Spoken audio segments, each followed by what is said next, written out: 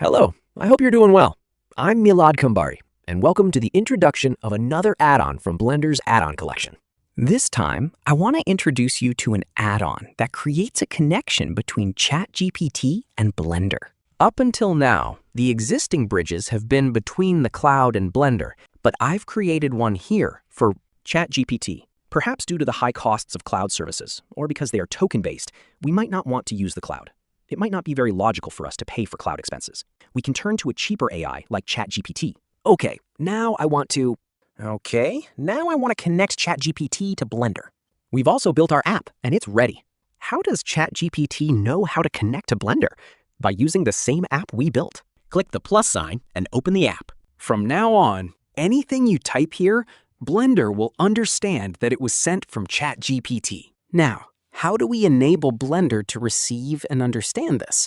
With the add-on installation file I provided. After you've installed it, click on the ChatGPT link. Usually, a port is set here, port 9876. Generally, port 9876 is busy. Use another port, for example, 9886. Then press the stop button and start it again.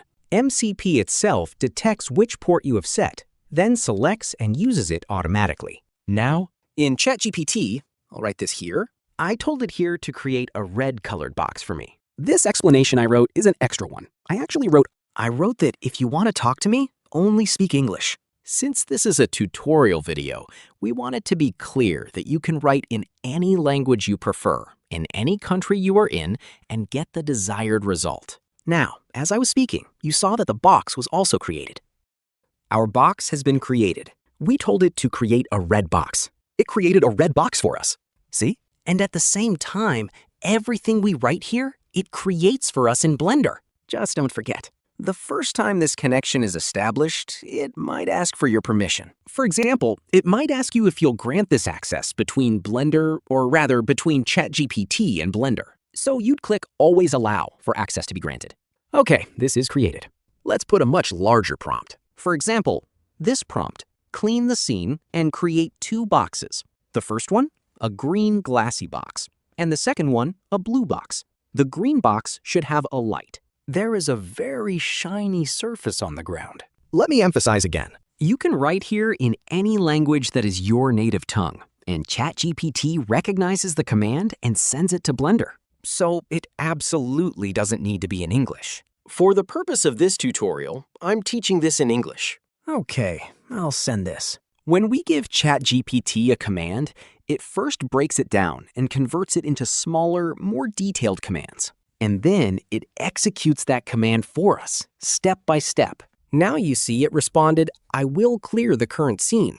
And it cleared the scene. As you see, it created the first box, then it created the second box. Then it creates the base. It made the base for us.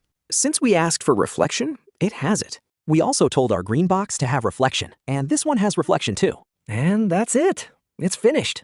We had told it, don't forget this, we told it to add a light for us too.